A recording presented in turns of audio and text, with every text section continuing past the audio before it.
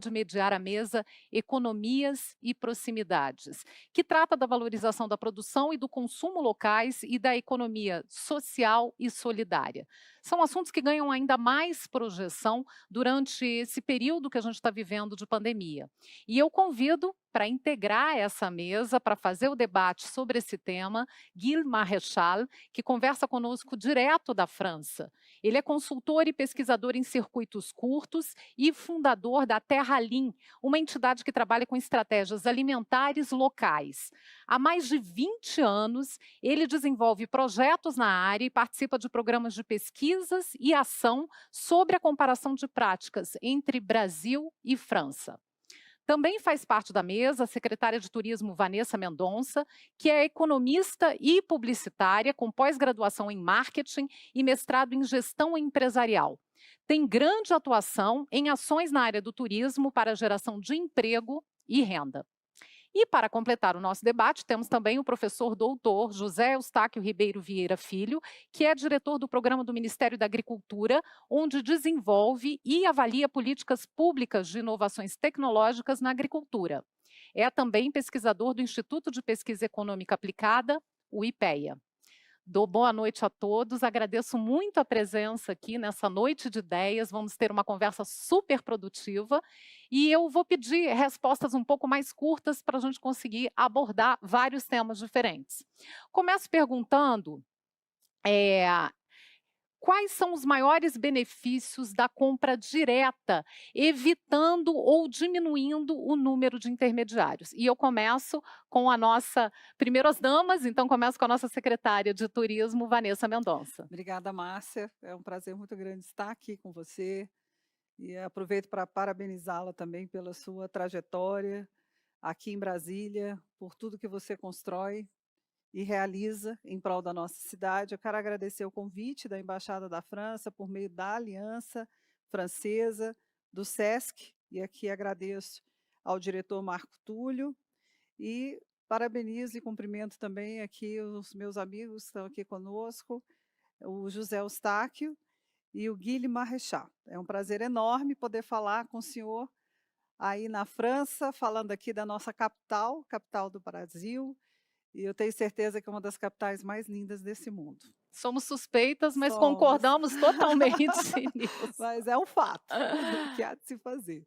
Bem, respondendo já, Márcia, a compra direta do produtor, eu acho que mais do que nunca, a gente voltar à história, né, lá atrás, quando se fazia trocas e compras diretas dos pequenos artesãos, né, desse pequeno produtor, tudo começou ali e agora mais do que nunca, você citou o momento, mas eu vou voltar um pouquinho atrás, vou voltar no início da nossa gestão, que foi no início de 2019, e citar um setor que é exatamente o artesanato, né? Nós temos na Secretaria de Turismo 1.500 artesãos inscritos, somos nós que os credenciamos e emitimos a carteira do artesão. Então, nós praticamos isso diuturnamente. Desde o primeiro dia da nossa gestão, o objetivo foi, primeiro, conhecer, reconhecer, qualificar e promocionar esse trabalho, dentro, entendendo que trata-se de uma cadeia produtiva, aqui em Brasília e nas RAs, com representação em todas as RAs e no plano, e com a capacidade, como produto associado ao turismo, de gerar emprego e renda e de promover a cultura local e o intercâmbio entre os estados e o Brasil. O nosso objetivo foi justamente esse. No primeiro momento, abrir canais de venda direto para os artesãos. E o primeiro passo foi a decisão que nós tomamos de que todo e qualquer evento, termo de fomento, recurso apoiado pela Secretaria de Turismo para a promoção de qualquer ação ou evento em Brasília, ocorre apenas com o espaço que o artesão ele obtém para comercializar os seus produtos. Então, nós entendemos que não é uma política de assistencialismo, é uma política de empreendedorismo, de inclusão, de desenvolvimento social e financeiro, econômico, e que o turismo, como nós sabemos, mais do que qualquer outra atividade, tem um potencial de gerar empregos no Brasil e no mundo como poucas. Então, é fundamental que abra, que a gente consiga, e aí eu trago luz ao que você falou, especialmente nesse momento, né, que a gente possa reduzir essa cadeia para que o produtor ele tenha realmente a condição de chegar e pelos diversos canais, especialmente hoje online, né, que a gente também tem que analisar toda essa revolução que a gente já vivia, mas agora não é uma opção mais, né, uma necessidade. Sem dúvida, a gente tem que manter todos os protocolos. Aqui estamos com todos os protocolos de segurança sanitária e a pandemia tem feito mesmo uma revolução, né, nessa parte. E eu repasso a pergunta ao Gilles Marechal, como se dá essa diminuição desses intermediários ou até a eliminação desses intermediários na produção agrícola, por exemplo? Como um pequeno produtor pode chegar aos consumidores diretamente? Quais os benefícios disso? Bom, os benefícios são, claro, dos produtores, como você falou, mas também são de todos nós aqui na mesa ou na sala ou do outro lado da tela, que queremos comer uma comida saudável, que também queremos o respeito da nossa cultura alimentar, o famoso arroz com feijão brasileiro, as nossas batatas inglesas. Mas, claro que quem precisa talvez mais benefícios do que os outros são os produtores rurais, os pequenos produtores. Bom, tem claramente benefícios do ponto de vista econômico. É que quando eu, como consumidor, vou pagar R$ 1 de comida, nesse circuito curto, o produtor vai voltar a casa com R$ 1 na carteira, enquanto do outro jeito ele volta em casa com 50 centavos, no máximo, a casa. Quero também ressaltar uma outra vantagem, outro benefício que é o relacionamento, a relação com o consumidor. Sabe que o produtor rural pode ficar lá no campo, sozinho, sem encontrar muita gente. Esse relacionamento com o consumidor é uma maneira de se integrar na sociedade, de conhecer melhor o que o consumidor urbano, por exemplo, requer, o que ele quer comer, então ser mais útil à sociedade toda e também ter o prazer de falar com pessoas que ele nunca teria encontrado de um outro jeito. Sensacional. Eu repasso a pergunta agora ao professor, nessa questão agrícola, como diminuir esse número de intermediários? Que no Brasil a gente ainda vê, né, que os pequenos produtores ainda têm muita dificuldade para chegar ao consumidor final. O que pode ser feito para diminuir esses intermediários? Tá.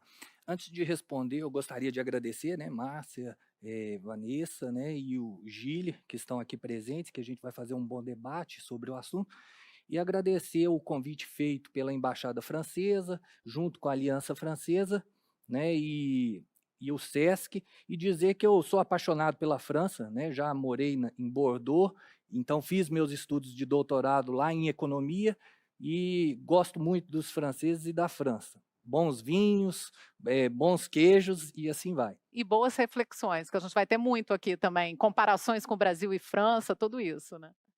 Agora, indo ao cerne da questão, dada a minha formação, economista, matemático, né, e é claro que eu tenho um viés também teórico e pragmático junto às questões que envolvem economia agrícola, eu poderia dizer o seguinte: quando a gente pensa na questão de intermediários, se você suprimir os intermediários, é claro que isso pode ter um impacto na redução do preço dos produtos. Então, toda e qualquer estratégia de vendas diretas, né, podem suprimir esses canais e pode ter um benefício, seja tanto para o aumento das vendas do produtor, quanto também para uma redução do preço dos produtos ao consumidor final. Ambas as partes ganham com isso. Só que a gente tem que entender também as questões que estão relacionadas às questões de escala produtiva dentro do setor agropecuário. E aí eu volto o seguinte, há dois teóricos economistas, né, prêmio Nobel em economia, acho que o Coase, de um lado, e o Williamson, do outro, trazem importantes reflexões que a gente pode aqui argumentar. O Coase trabalhou muito com a teoria de custo de transações e o Williamson tentou argumentar por que algumas decisões acontecem dentro do empreendimento, né, ou dentro da firma, e outras fora da firma, ou seja, no mercado. Então, quando a gente fala em questões de suprimir esses elos intermediários, a gente está tratando de uma questão seguinte, do crescimento do empreendimento agropecuário, em específico.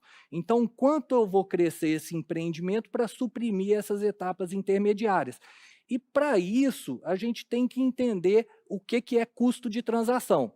Então, um produtor, seja ele qual for, agropecuário, industrial, qual setor ele estiver, ele não só tem custos de produção, mas também existem os custos de transação. Então, se existe demanda para certos produtos, eu posso suprimir as cadeias intermediárias e fazer uma venda direta. Isso reduz o custo de transação e, teoricamente, eu vou ter um preço que remunera os fatores de produção e o agricultor é beneficiado. Mas, como a gente está falando de pequena produção, nem sempre esses agricultores têm renda favorável para que tenha esse tipo de escala. E eu falo do outro lado também, do lado do consumidor, nem sempre nós temos aquela demanda que é requerida. Por isso também o que o Gui falou desse contato com o consumidor é tão importante, né, para você ter esse retorno, você como produtor ter esse retorno de qual é a demanda, né. Sim, mas às vezes essas questões de demanda e oferta são relacionadas via mercado. Então o agricultor ele não está descolado dessa questão. Então eu acho que é importante frisar esse ambiente, e aí eu vou colocar alguns números, no caso do Brasil, não sei se o Gili está acompanhando, em 2017 nós tivemos a elaboração do Censo Agropecuário Brasileiro e confirmou-se uma desigualdade produtiva muito grande. O que os números mostraram?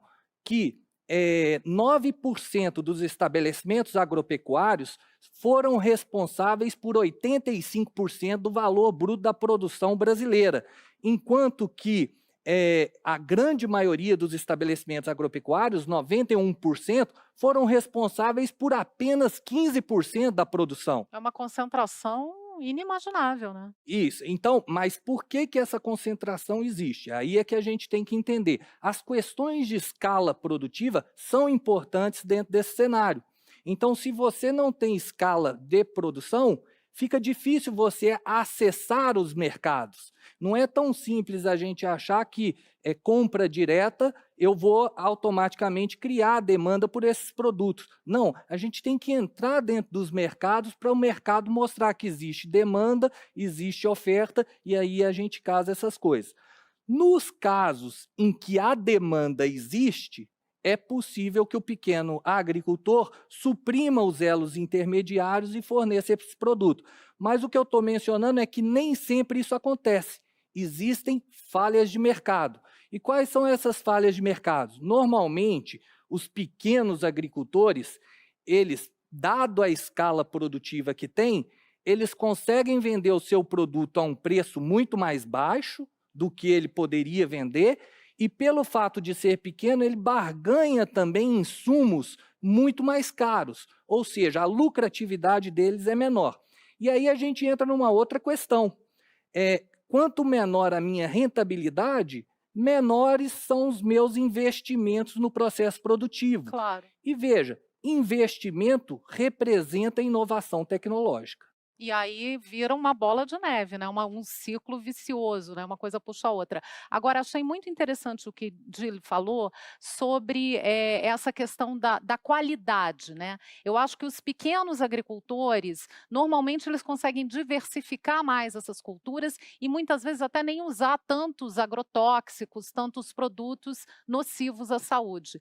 A Secretaria de Turismo apoia a Feira do Pequeno Agricultor, tem um lado muito atuante nessa parte, né, Muito. secretária? E até ainda fazendo aqui um comentário em relação ao que o Guilherme falou e depois ao Zé Eustáquio, nós tivemos experiências realmente muito positivas com a agricultura familiar, com as cooperativas, e especialmente nesse momento agora da pandemia, uma experiência que eu vivi, nós apoiamos a feira orgânica no Parque da Cidade, que foi realizada com a Emater, e foi um modelo absolutamente diferente, né, em que os agricultores estavam ali, as famílias, a maioria agricultura familiar, nós entrávamos com o carro, ali no cardápio, selecionava toda a compra Novos tempos. e novos tempos. E ao longo ali do roteiro, em cada uma daquelas barraquinhas, uma pessoa passava por cada uma delas,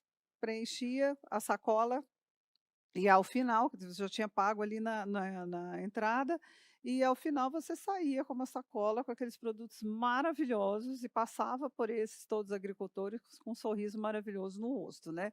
Então é uma eu acho que essa reinvenção, e aí tanto na agricultura quanto na pecuária, né, não é à toa que o agro é o principal setor desse país, mas eu vejo muito aqui em Brasília e são experiências muito exitosas que nós temos, não só apoiado, mas visitado e acompanhado a diversificação também, né, quando a gente fala dessa cadeia produtiva cada vez mais transversal, né, então a gente passa a visitar, por exemplo, uma determinada propriedade que criava carneiro, mas que agora, além disso, percebeu que ali pode ser daquele carneiro, daquela gastronomia, ele monta o seu restaurante, e ali ele tem um chefe que vai oferecer uma experiência absolutamente diferente por meio de tudo aquilo que ele planta e produz, e além disso ele começa a produzir uvas. E de repente, falando da Ercoária e de vários outros ali no Padef, que eu vejo muito dessa inovação nesse momento na agricultura e exemplos inúmeros aqui em Brasília, Braslândia, e enfim, vários pequenos agricultores ampliando essa oferta, né, ampliando, o negócio, por meio, da sua produção, mas agregando outros valores. Eu acho que isso é um processo riquíssimo que vários países experimentam bastante e que em Brasília nós hoje temos como uma realidade, né, concreta. E sim, apoiamos absolutamente, o turismo ele tem essa transversalidade, né, então no momento em que, a agricultura familiar, a gente consegue identificar aquilo que é produzido aqui, e eu entendo o turismo gastronômico como uma cadeia extremamente rica e produtiva, né, para a expressão da cultura, mas especialmente para essa conexão da nossa cultura com os outros estados, com o Brasil e o mundo. Então, por meio da agricultura, do do do turismo voltado, né, para toda essa produção, a gente tem absolutamente, eu acho que no Brasil, um eixo econômico de desenvolvimento muito grande. E você imagina a experiência de um consumidor que vai, experimentar, às vezes, iguarias que ele não imaginava direto da fonte, né. Exatamente, ele É uma poder coisa. colher. Braslândia, né, o nosso morango, a feira do morango em Braslândia. Uma das atividades é essa, é poder ir àquela Você vai ali propriedade, na fonte. colher o É. morango, né, conhecer esta família, saber quem plantou, o nome da Isso é pessoa, maravilhoso. né, É. e eu acho que isso é um movimento que nós devemos sim apoiar e valorizar bastante. Gilles, eu gostaria de saber, essa questão do baixo uso de agrotóxicos, desse cultivo de coisas diferentes, de culturas diferentes, isso também é uma vantagem, um benefício dos pequenos agricultores? E dos circuitos curtos, né, porque você estando perto, você consegue oferecer esse alimento de melhor qualidade, né? Primeiro, deixa eu comentar o que Vanessa descreveu. Eu só posso confirmar em vários países, no Brasil, por exemplo, no caso lá no Santa Catarina, na Serra das Encostas Gerais, mas também na Itália, na Hungária, na Polônia, na França, na Inglaterra, esse vínculo entre um turismo, eu diria, sincero, inclusive, que não é um turismo gastronômico, porque às vezes gastronômico quer dizer o grão fino, a alta gastronomia, mas esse turismo sincero do bem comer, dessa homogeneidade de um jeito de comer, que não é só o que fica do prato, mas também todo o que vem com o prato, sabe? Foi um filósofo grego que falou que o peixe que se come com os amigos não tem espinha, hein? Então, o que Sensacional. fica em, em, em torno em torno do prato é tão importante como o que se encontra dentro do prato. Bom, para voltar nesses benefícios, bom, tem efeitos, claro, especialmente para o pequeno produtor. O único jeito para um produtor que usa esses circuitos curtos para se virar é preciso ter uma diversidade de produção.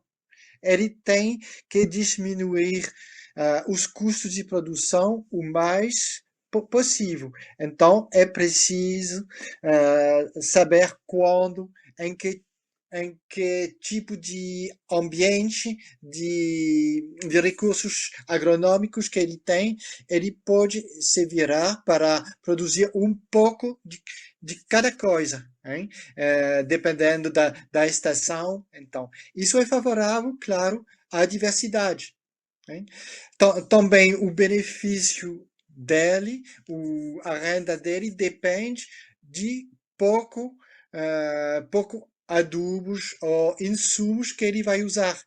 Quanto mais ele vai poupar os insumos, quanto mais vai ficar dentro da carteira dele. Então, diminuir esses produtos que podem ter um efeito no meio ambiente, poluindo o nosso planeta comum, também isso é uma vantagem para a renda do produtor.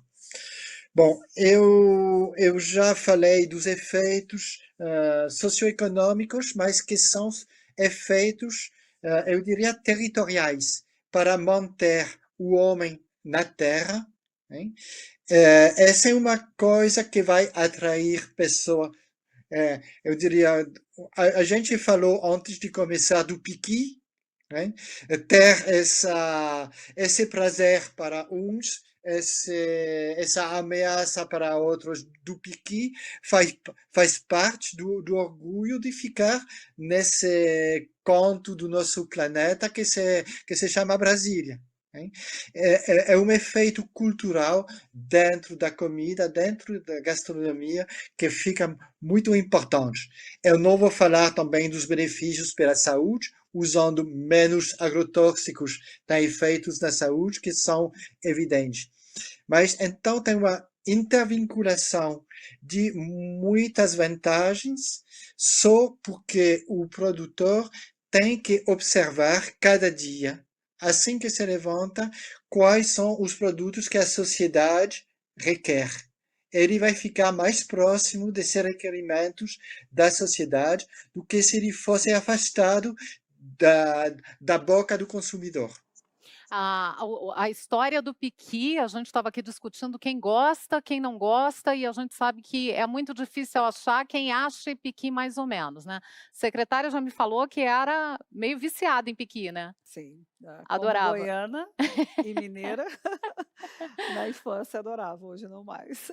Professor, Eu adoro piqui, quiabo, jiló. o piqui é a cara da nossa região aqui, Sim. né. Gil, você chegou a provar o piqui? Sim, mas desde que eu fui convidado pela embaixada, eu tenho que ficar muito diplomata, hein? Não pode falar mal do piqui, não? O único problema do piqui é você morder o piqui, o resto É verdade. O piqui É o grande desafio. ele gera uma grande polarização, né, o piqui tem a turma que ama, a turma que detesta. Eu entro na turma que detesta o piqui, até o cheiro do piqui me dá agonia, mas eu respeito demais, porque é uma marca identitária também, né. Eu acho que a produção agrícola também faz isso, né. E aqui em Brasília, especificamente, a gente tem essa riqueza do cerrado, e a gente tem muitos elementos do cerrado sendo usados na culinária, né. Isso acaba beneficiando, professor, também os pequenos, aquelas pessoas ali que têm que sabem retirar essa matéria-prima, preservando a natureza. Então, vou fazer 2 comentários, né. O primeiro comentário é relativo à participação do governo em estar fomentando esses tipos de iniciativa. E o segundo, eu vou tentar, talvez, fazer alguma contra-argumentação relativa à questão do agrotóxico, tá. Em relação à participação do governo, né, como eu estou no Ministério da Agricultura, eu participei aí de um ano que foi um ano de muito trabalho dentro do ministério. Então, eu acho que o Brasil foi uma referência em termos de não parar a produção agropecuária brasileira, e no ano corrente, quer dizer, no ano que se passou, né, nós colhemos a maior safra de todos os anos, algo em torno de 258 milhões de toneladas de grãos, né? Isso ajudou com que não houvesse uma pressão inflacionária muito grande em torno dos alimentos, né? Eu acho que eu poderia até discutir as questões inflacionárias atuais, mas eu acho que existem outros fatores que não a questão de oferta, tá? Mas não é o nosso caso aqui. E, de certa forma, não faltou alimento, seja nos supermercados, mas talvez nas feiras livres, no início houve uma certa dificuldade, mas logo em seguida já fizemos várias diretrizes de como se portar, fazer as feiras livres e tudo. Mas eu vou dizer o seguinte, no Brasil é muito comum, tirando essa situação de pandemia em outros anos e tudo, é muito comum que hajam feiras livres nas cidades pequenas e médias. É a tradição, né, meio tradição do brasileiro. Vou ali na feira, vou resolver o meu almoço ali, a salada pelo menos vou resolver na feira. Embora a gente pouco comunique isso, pouco se fala, mas isso é uma coisa muito comum nas cidades pequenas e médias. Eu acho que é uma tradição. De fato, quando a gente observa as feiras livres, isso está é uma estratégia de redução de preço, tanto pelo lado consumidor, e uma estratégia de entregar o produto de forma mais ágil ao consumidor, vinda pelo produtor. E aí, talvez, você pode ter produtos mais frescos, mais nutritivos e até mais saudáveis. Isso não quer dizer que podem ser também produtos que tenham outras características não desejáveis ao consumo. Mas o fato é o seguinte, se o consumidor está comprando, ele está comprando pelo seu próprio bem. Agora, acho que eu acho que é importante a gente pontuar que no processo de distribuição existe uma barreira à entrada muito grande nos mercados e supermercados, né? Algumas redes varejistas nossas, inclusive aqui no Brasil, são redes multinacionais, algumas francesas, outras americanas, etc. Mas para você ofertar o seu produto dentro dessas redes, às vezes você tem que fazer um investimento muito grande. A cooperativa podia ser uma saída para isso? Se o pequeno não consegue entrar nessas grandes redes, dependendo se ele se unir a outros pequenos, ele fica mais forte? Então, a cooperativa é sim uma solução, porque a cooperativa, voltando ao que eu tinha argumentado anteriormente, ela trata da questão de escala. Então, se eu sou pequeno e sou um cooperado, é claro que eu ganho poder de escala, tanto na venda quanto na barganha de insumos. E aí eu tenho condições de aumentar minha lucratividade. Mas o que eu quero dizer é o seguinte, na questão da distribuição, se você tem uma barreira à entrada, os pequenos produtores estão fadados ao fracasso dentro dessas grandes redes varejistas. O que acontece? Na pandemia, né, uma das grandes preocupações eram as feiras livres, porque as feiras livres é que dão acesso aos pequenos a esses mercados.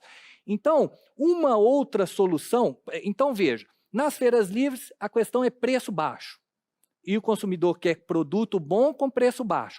Só que também tem os produtos gourmets, que às vezes não conseguem entrar nas redes varejistas por monopólio de outros grandes produtores. Então, esses produtos gourmet, via plataformas digitais, como a própria secretária mencionou, também têm soluções tecnológicas. Então, veja, existe um ambiente propício, o governo pode fomentar feiras livres, fomentar plataformas digitais e a divulgação dessas informações. Isso ajuda, isso conecta produtor com o consumidor final, com renda para os dois, né, com benefícios mútuos para os dois. Na questão do agrotóxico, aí eu volto ao seguinte, o agricultor, e aí eu vou falar agrotóxico, eu poderia falar defensivo, mas a legislação brasileira utiliza o termo agrotóxico. Então vamos usar esse termo. Que é o termo que todo mundo utiliza, eu acho, né? Assim, pelo menos os consumidores que não são da área. Não necessariamente, o agricultor talvez não utilize esse termo, ele vai falar que é um defensivo agrícola, um controle de pragas, doenças, etc. Então, veja, o agrotóxico, ele funciona como se fosse um medicamento. E como todo medicamento, se você utiliza uma baixa dosagem ou uma alta dosagem, você não vai ter os resultados necessários. E, além disso, o agricultor, o agrotóxico, ele é um custo na produção.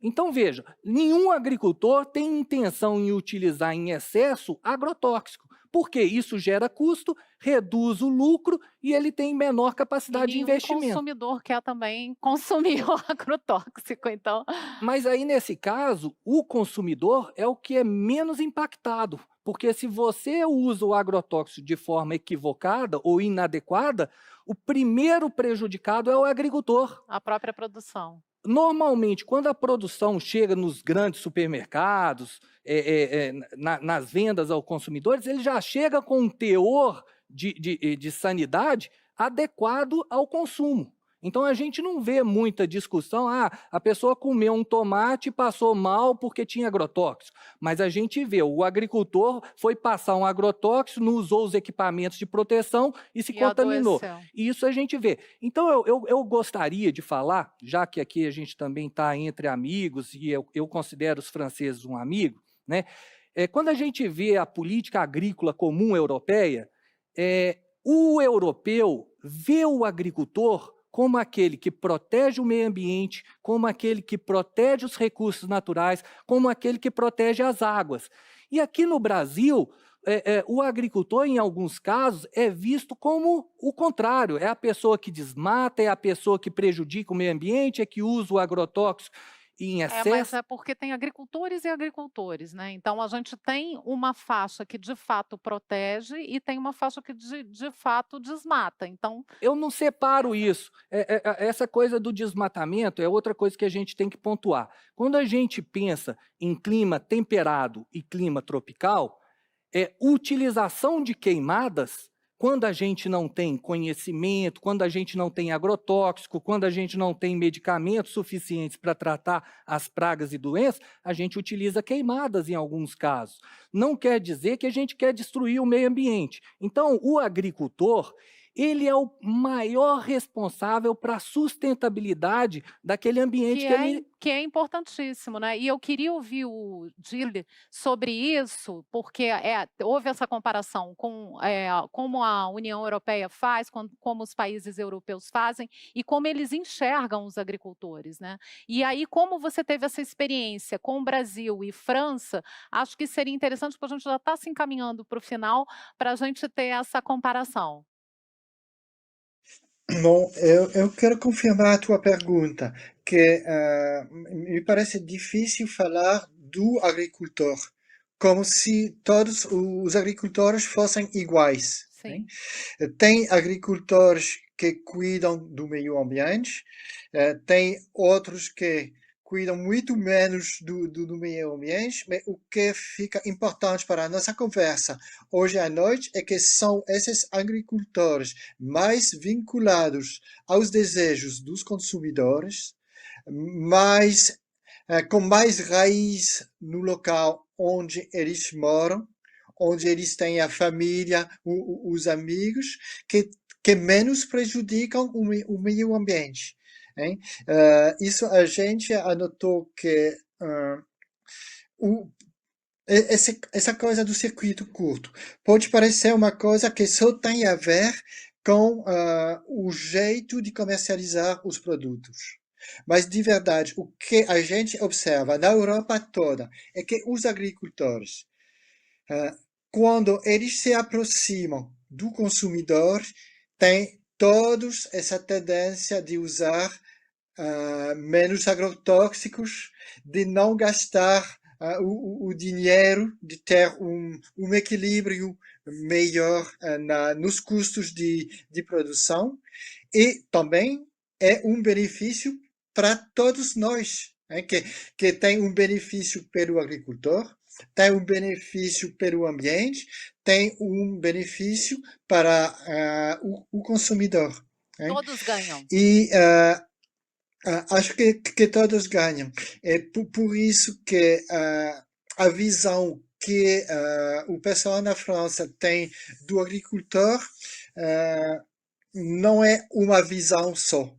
Hein? O pessoal não tem a mesma visão das grandes organizações de agricultores, que às vezes têm um poder de influir sobre as políticas públicas, hein? Inclusive para manter práticas que prejudicam o nosso planeta, hein? Mas a visão do agricultor, eu diria teórico, hein, que se observa através dessas grandes organizações, não é a mesma opinião que ele tem do agricultor que ele vai encontrar na feira, hein? Ou que ele vai encontrar numa loja coletiva de produtores. Então, essa visão do agricultor é bem diferenciada, hein? Que não é um agricultor teórico que seria o salvador do planeta ou quem vai fazer explodir o nosso tesouro comum. É uma questão bastante complicada mesmo, acho que colocar tudo num rótulo só, né. A gente está chegando ao final da nossa mesa, do nosso debate. Eu queria pedir considerações finais, breves considerações finais. Comecei com a secretária, então agora vou fazer o contrário. Vou começar com as considerações finais do professor, por favor. Tá. Quando eu falo em agricultor, eu não fico diferenciando muito em grandes e pequenos. Eu acho que todos visam o aumento da produção, geração de renda. Uns vão se especializar, outros vão diversificar, mas todos buscam, num sistema capitalista, o lucro, seja pequeno ou grande. E isso é um ponto. E aí é o seguinte, o mais importante dentro desse processo é você gerar inovação tecnológica. Então, o agrotóxico pode ser uma inovação, né? O fertilizante pode ser uma outra inovação, o trator, uma inovação. A combinação desses fatores produtivos é também uma inovação, e a inovação ela aumenta a produtividade de um lado e reduz o custo do outro. E se eu aumento receita de um lado e reduzo o custo do outro, eu aumento o lucro e eu tenho capacidade maior de fazer investimentos, gerando renda, emprego e produto. Isso vale para grande e para pequeno. O que nós discutimos e que eu acho é que o seguinte, os pequenos, dado as falhas de mercado, têm difícil acesso a essas condições. Os grandes, por outro lado, às vezes têm um caminho mais facilitado.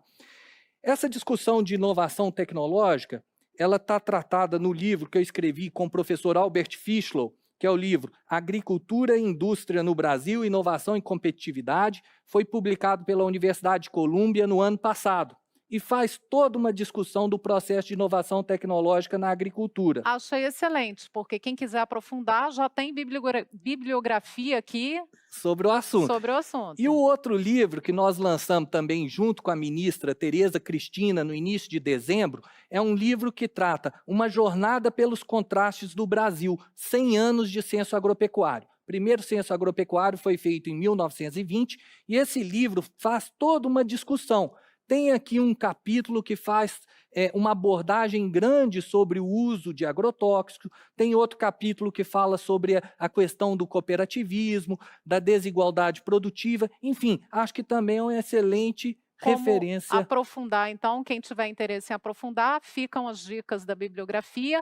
Passo as considerações finais agora, por favor, ao Gilles, se puder falar. Eu vou talvez terminar com uma coisa que está bem no mundo de hoje, talvez as lições, ou a lição que a gente pode ter através do que aconteceu durante a pandemia. A lição que mais me impressionou é que o motor da nossa resiliência, porque a gente resistiu, não foi a inovação tecnológica, foi a inovação social. Foram as forças sociais, os produtores, os consumidores que se juntaram, que fizeram grupos para compras coletivas, que permitiu a nossa resistência coletiva. Por exemplo, na França houve uma coisa que todo mundo receava, que era o fechamento das feiras livres, que é 50% da receita dos circuitos curtos. E ninguém acreditava que se podia achar outros jeitos para compensar o fechamento dessas feiras livres. Em menos de uma semana, a criatividade dos produtores, dos consumidores, com o apoio dos gestores locais, fez que houve uma alternativa. Bom, a Feira Livre do meu município fechou, mas os produtores fizeram entregas no domicílio das pessoas. Eles abriram pequenas lojas na fazenda deles. Hein? Então, houve uma criatividade social e novas relações sociais que permitiram a nossa resistência coletiva, muito mais do que qualquer inovação tecnológica. A possibilidade de criar e de se adaptar a novas situações, né. Agradeço e peço as considerações finais da secretária, por favor. Eu tenho certeza que nós estamos passando por uma transformação muito positiva e que traz uma evolução enorme, assim, para muito além, eu acho, do grande ou do pequeno, mas do propósito do que produzir, por que eu produzo e para quem. E essa tem sido a grande revolução, eu acho que da agricultura, e especialmente para o pequeno agricultor. Não é a escala, mas a oportunidade, por exemplo, e a gente vê isso acontecendo aqui em Brasília, com os nossos chefes, São Paulo e mundo, de aquela família, aquela cooperativa passar a produzir um determinado tipo de cogumelo, porque ele vai fazer a entrega para aquele grupo, né, de empresas, de restaurantes, e aquilo ele passa a entender o porquê e faz parte de um ciclo que não é em escala. Então, esta revolução que nós estamos vivendo, essa grande diferença hoje, é o que eu acho que permite pensar no presente e no futuro muito mais positivo para essa fixação das famílias, dessa nova geração nesses locais. E são áreas de desenvolvimento muito importantes. E cidades que nós, gestores, nós, Ministério, Governo Federal, Governo Local, nós temos que olhar com muita atenção, porque no momento em que a gente consegue gerar renda e emprego para esta comunidade e deixar manter esse patrimônio, cuidar do patrimônio material, mas do imaterial, e essa comunidade ter a chance de produzir, participar de um ciclo produtivo em que ela não vai precisar bater numa rede nacional ou internacional para o seu produto chegar a uma prateleira, aí eu acredito sim que a gente tem uma potência muito forte de geração de oportunidades e da criatividade que o senhor colocou, que mais do que nunca ela é necessária, mas mais do que isso, da evolução, de entender. Eu citei o exemplo da Ecoara, que é isso, né? Não é só criar não é uma criação simplesmente de carneiro, né? Você tem um valor agregado e uma geração de empregos para uma grande rede de fornecedores, inclusive. Vira uma cadeia É uma cadeia produtiva, né. produtiva, mas ela é criativa e ela tem uma evolução, E gera sabe? uma experiência Você completamente forma diferente, as né. pessoas e você consegue dar uma perspectiva diferente para essas pessoas, que eu acho que esse também é o nosso propósito, geração de emprego e renda, e, se possível, aonde essa pessoa estiver, porque o emprego dos grandes centros também não há, né? Não vai ser mais simples. E eu acho que essa é a grande magia, a grande transformação que eu vejo desse segmento, assim, de repente, olha, você não está simplesmente plantando morango, é muito mais do que isso, né? Você, além da experiência, além daquilo que o seu produto e do reconhecimento que ele tem e do valor agregado para a ampliação dessa visão e de desenvolvimento e perspectiva de vida para todas as gerações, especialmente os mais jovens, eu acho, que é uma preocupação que nós precisamos ter, Um né? olho sempre no futuro também, né. Sempre no futuro. Eu agradeço muito a participação de todos. A gente termina essa mesa com uma mensagem de esperança. Eu acho que é o mais importante, é um olhar no futuro e uma mensagem de esperança no momento em que a gente está vivendo essa pandemia que nos afasta, e essa noite de ideias traz todo mundo mais para perto, para a gente pensar, para a gente refletir e para a gente saber quais as ações que a gente pode fazer para melhorar o nosso planeta. Agradeço a todos.